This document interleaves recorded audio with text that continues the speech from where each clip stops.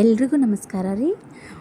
ಉತ್ತರ ಕರ್ನಾಟಕ ಸೈಡ ಮಾವಿನಕಾಯಿ ಉಪ್ಪಿನಕಾಯಿ ಹೆಂಗೆ ಹಾಕ್ತಾರೋ ಅಂತ ನಾನು ಸ್ಟಾರ್ಟಿಂಗಿಂದ ನಿಮ್ಗೆ ಎಲ್ಲ ಹೇಳ್ಕೊಡ್ತೀನಿ. ಮಾವಿನಕಾಯಿ ಒಡೆಯೋದ್ರಿಂದ ಹಿಡಿದು ಉಪ್ಪಿನಕಾಯಿ ಹಾಕೋವರೆಗೂ ನಾನು ನಿಮ್ಗೆ ಹೇಳ್ಕೊಡ್ತೀನಿ. ನೋಡಿ ಇದ್ರಿ ಉತ್ತರ ಕರ್ನಾಟಕದಾಗ ಉಪ್ಪಿನಕಾಯಿ ಒಡೆಯೋಂಥದ್ದು ಇಳಿಗೆ ಸಿಗ್ತದೆ ರೀ. ಎಲ್ಲ ಕಡೆಯೂ ಸಿಗ್ತಿರ್ಬೋದು, ಆದರೆ ಹೆಚ್ಚಾಗಿ ಈ ಕಡೆ ನಾವು ಯೂಸ್ ಮಾಡ್ತೀವಿ ಉತ್ತರ ಕರ್ನಾಟಕದ ಕಡೆ.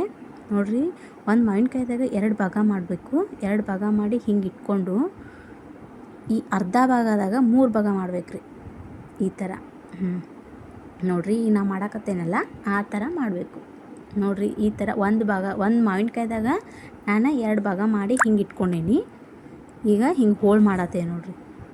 ಮತ್ತು ಇನ್ನೊಂದು ಟಿಪ್ಸ್ ಅಂತಂದ್ರೆ, ಹೋಳು ನೀವು 2 ಭಾಗ ಮಾಡಿ ಪಟ್ನ ನೀವು ಒಡೆದು ಒರ್ಸಾಕತ್ರ ಹೋಳು ಭಾಳ ಹೊಲಸಾಗಿರ್ತಾವ್ರಿ, ಹಿಂಗೆ ಗೊತ್ತಾಗ್ತೈತಿ. ಈ ಥರ ಈಗೇನು ಮಾಡಿ ತೋರಿಸಿದಿಲ್ಲ, ಈ ಥರ ಮಾಡಿ ಹಿಂಗೆ ಒಡೆದ್ರೆ ಹೋಳು ಹೊಲಸಾಗಂಗಿಲ್ಲ. ಇದೊಂದು ಟಿಪ್ಸ್ ಇದ್ರಾಗ. ನೋಡಿ ಹೋಳು ಎಷ್ಟು ಸ್ವಚ್ಛ ಅದು. ಇವನ್ನ ಒರೆಸೋ ಅವಶ್ಯಕತೆನೇ ಇಲ್ಲ. ಗೊಟ್ಟ ಇಟ್ಟು ನಾವು ಒಡೆದ್ವಿ ಅಂತಂದ್ರೆ ಹೋಳು ಭಾಳ ಹೊಲಸಾಗ್ತಾವ್ರಿ.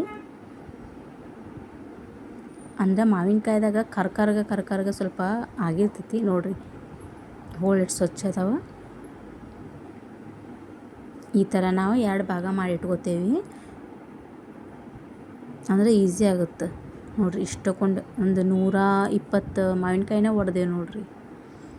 ಹಿಂಗೆ ಮಾಡಿ ಇಟ್ಕೊಂಡು ಕಾಯಿ ತೆಗಿಯೋದ್ರಿಂದ ಇಂಥದ್ದು ತೆಗಿಬೇಕ್ರಿ. ಇಂಥದ್ದು ಏನು ಮಾಡಬೇಕು, ಒಂದು ಮಾವಿನಕಾಯಿದಾಗ 2 ಭಾಗ ಮಾಡಿ ತೆಗಿಬೇಕ್ರಿ. ಇಷ್ಟು ಸ್ವಚ್ಛಾಗಿ ಬರ್ತಾವೆ. ಇಲ್ಲಿ ತೋರ್ಸಾತೇನೆ ನೋಡಿರಿ.